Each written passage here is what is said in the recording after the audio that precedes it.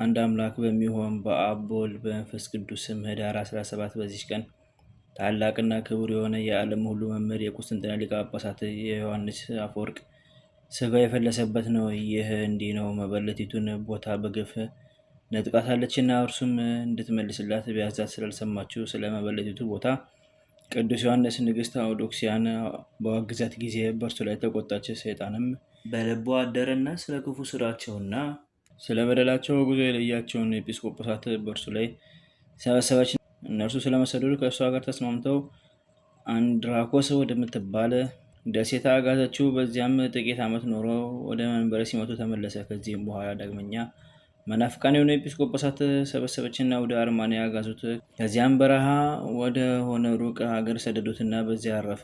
የአርቃዴዎስ ልጅ ታናሹ ቴዎዶሲዎስ በነገሰ ጊዜ መልእክተኞችን ልኮ የቅዱስ ዮሐንስን ሥጋ ብዙ በመዘመርና በማመስገን በታላቅ ክብር ወደ ቁስጥንጥንያ አፍልሶ አስመጣው። ይህም ከዕረፍቱ በኋላ በ35 ዓመት ነው። በሌላ በቅብጢ መጽሐፍ በግንቦት ወር 22 ቀን እንደደረሰ ይናገራል። በሮማውያን መጽሐፍ ግን በየካቲት 22 ቀን ተባለ።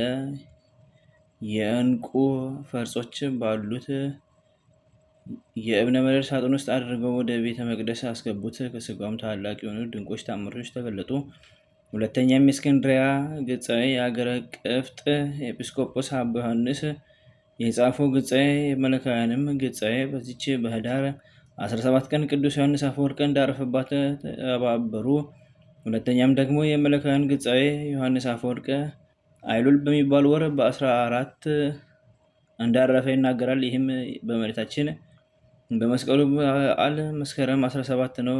ስለዚህም ራሱን ለማስቻል ወደ ኅዳር 17 ቀን ለወጡት።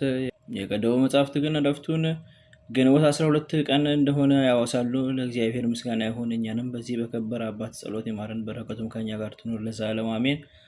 በዚህችም ዕለት የብሩክ አብርሃምና የሚስቱ የሐሪክ መታሰቢያቸው ነው። ዳግመኛ የወፂፍ ጻድቃን መታሰቢያቸው ሆነ፣ በረከታቸው ከኛ ጋር ትኑር ለዘላለሙ አሜን።